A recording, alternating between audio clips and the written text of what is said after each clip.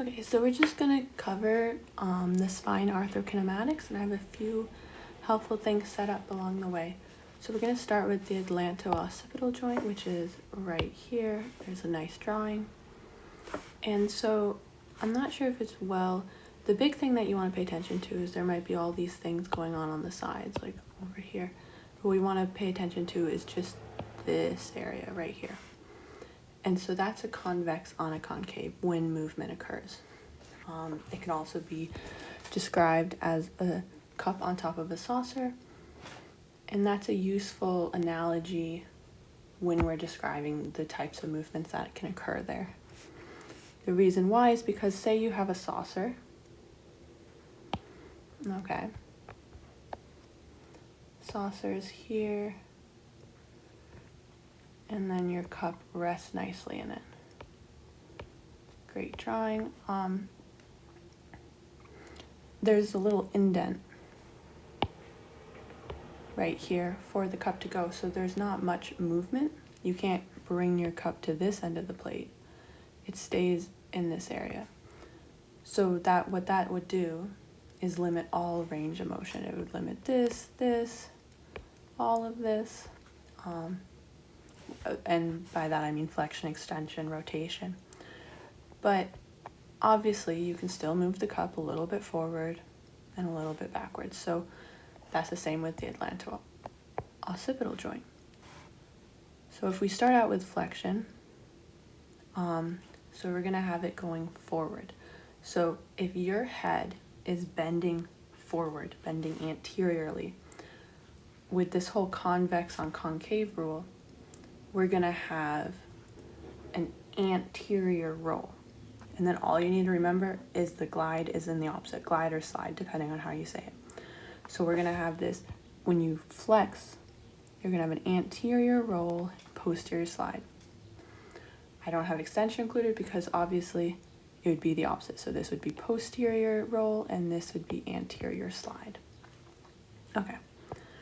So then there's also lateral flexion,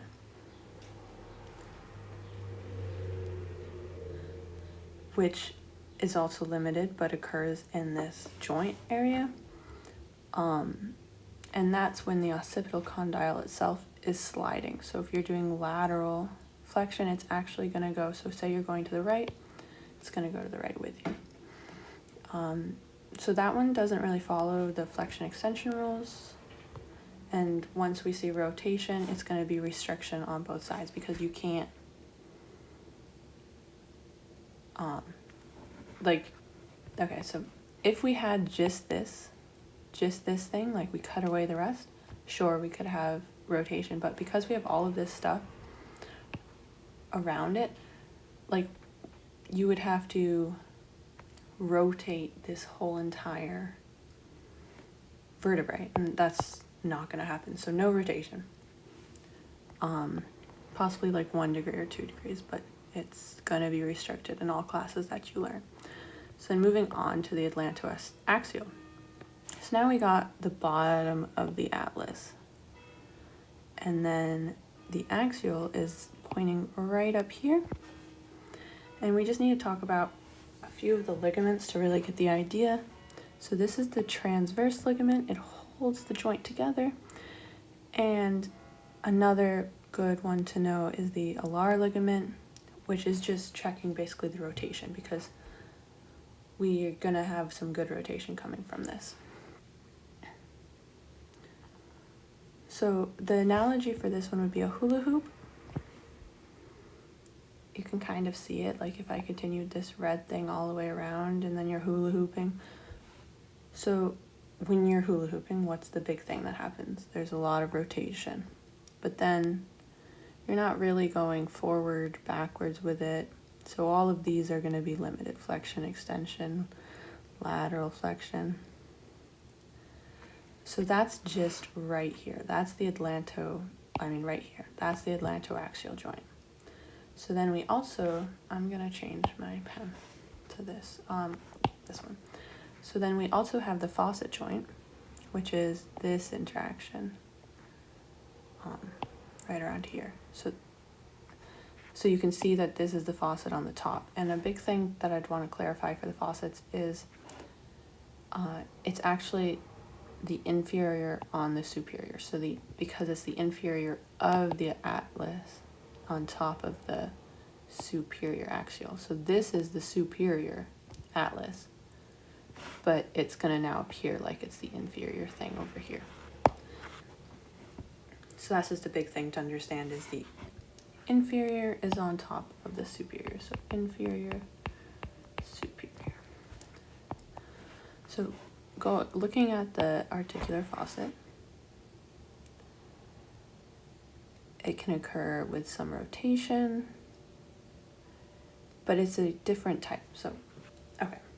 So say we're doing rotation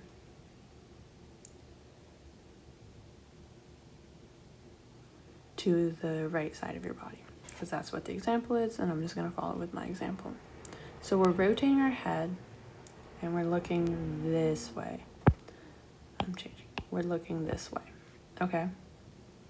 So what you're going to have doing is it's almost like you're grabbing onto this, pulling it that way. So it's going to be moving forward.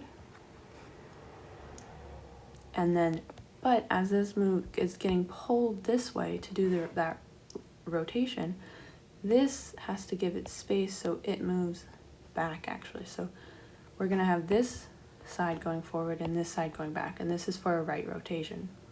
So a way to generalize it for any type of rotation would be that the ipsilateral side, so where you're going for the rotation, so the ipsilateral side in this case would be the right side, is always going to go back, and the contralateral side is always going to go forward.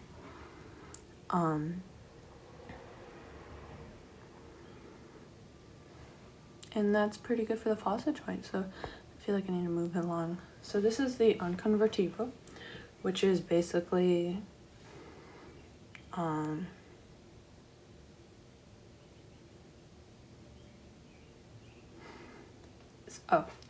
so unconvertible, I'm sorry, I just cracked my toes. This is my first video actually doing, so let's be nice.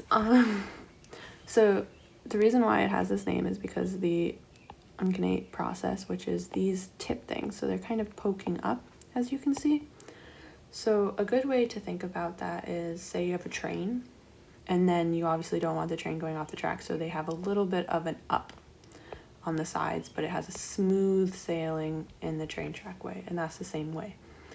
So a train goes forward and it goes backwards. It doesn't do flexion, lateral flexion or rotation. It just goes flexion and extension. So you can predict with this already type of setup that it's going to have large flexion and extension. But obviously, because of these bumps on the end, the lateral flexion and rotation are going to be restricted. And a big thing to keep in mind is if this overgrows, there will be a bone spur that occurs, and you're going to see some neural symptoms and hopefully learn more about this in a later class. I don't know, actually, you might be pre-med doing this, or this is mainly for physical therapists, at least from what I know. I don't know if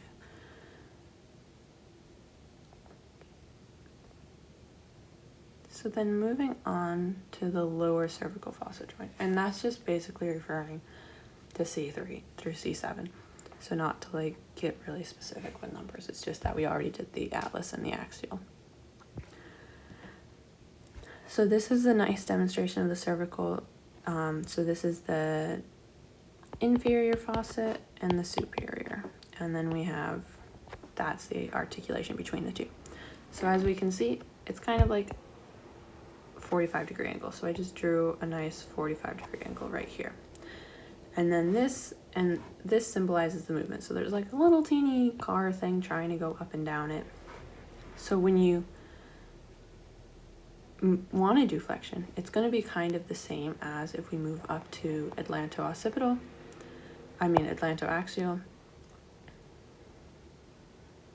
We're going to have that same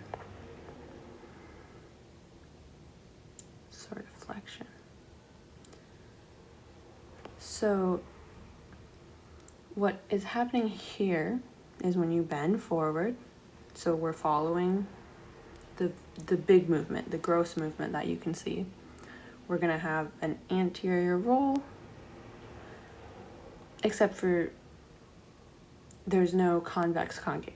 But you're thinking, you're like, anterior roll, right? And that's exactly what it's basically doing. It's gonna do an up. So it's gonna go up and forward. So the reason why I like to do the 45-degree angle triangle is because some people might get a little, like, just think that it goes forward. Because in flexion, that's kind of what you're seeing, is this forward anterior motion, but it also pushes up because you can see that there's an angle there. So it has to go up and forward, and extension is down and backwards. So for rotation, it'll be the same as an earlier described one. So say we're going to turn to the right, okay? We're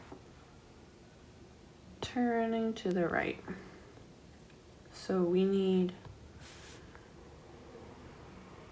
the ipsilateral side to go down and the contralateral side to go up. So when that contralateral side is pushing up, that's opening it, and when the ipsilateral side is going down, it's closing it. So that's a good thing to know in clinical cases for if you say want to open someone's facet joint, you don't want to, and you just want to open their right side, then you'd want to have them turn to the left. So that's kind of the big thing. And lateral flexion is the same type of motion. So if you laterally flex to the right side would go down and the left side goes up. So this is just an example of spinal coupling. Okay. And then, as I show you all of my notes, we're gonna move on to the transverse spine. So this one's kind of interesting because it refers to upper T-spine and L5 through S1, so it's kind of weird. There's a jump around, but so I'm not going to recover L5 through S1. So I'm just letting you know that it does the same thing, it mimics it. So what we have going on here is a 75-degree angle, so it's much higher, much more vertically centered. So frontal plane bias, vertical bias, I'm not sure what you would need to know. So flexion would still be, you have to go up and forwards, but as you can see, you're going much more up and less forwards. So it's more of the up movement that is occurring, but there's still some forward. And then extension, obviously the opposite. Lateral flexion follows the same I've been saying. So the ipsilateral side goes down and back. The contralateral side still goes up and forward. So for rotation, it's a little different. They both move in the contralateral direction. So if I wanted to rotate to the right again, they both go towards the left. And they could just keep on going, doing this rotation, but there's going to be eventually restriction, but it's not going to be joint restricted, not restricted by the joint, but it's going to be the rib cage that gets in the way. So if we were moving on to the lower T-spine, I found it really hard when I was learning it to understand the positioning of it, so I would draw this right here. It basically shows, this is the, so say this is, if we're doing T-spine, say this is T10, this is T11. So this is the inferior, superior. Okay, and this one has much more sagittal bias. So when we were dealing with this one, it was a lot of up motion.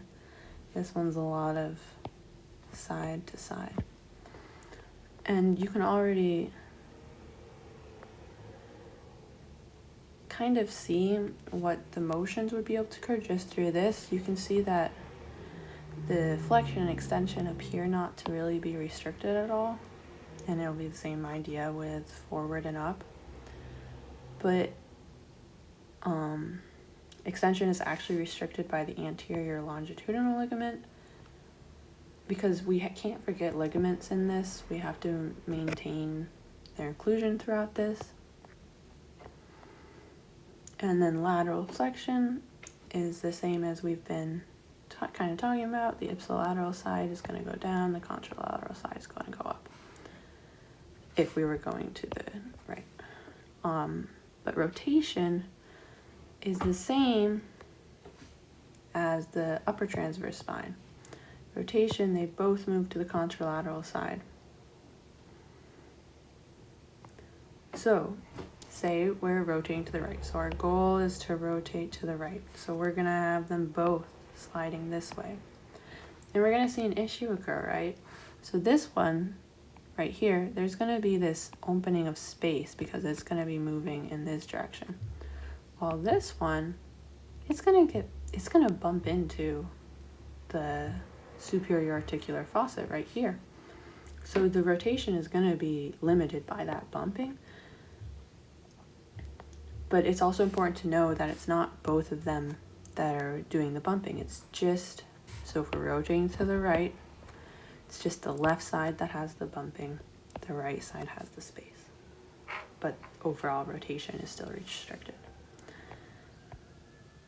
A few more things I just want to point out. So we have this interaction between the rib and the transverse process. So we have the costocorporeal or vertebral articulation. So that's just the rib head with the demifaucets found right here on the vertebrae. And then the costotransverse is just with the rib itself and the transverse process of the vertebrae. And these are just something to think about when you're doing inspiration. So inspiration, we're getting a little off topic. Inspiration, you want to think of, you need space for this air to get into you. So how are you going to make space? You need to elevate both of these things so that there's space around. So that's an increased volume. And just based on Boyle's law, there's going to be a decreased pressure that comes along with that.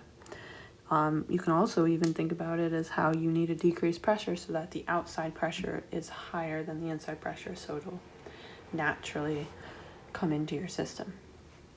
It depends on how you'd prefer to think about things.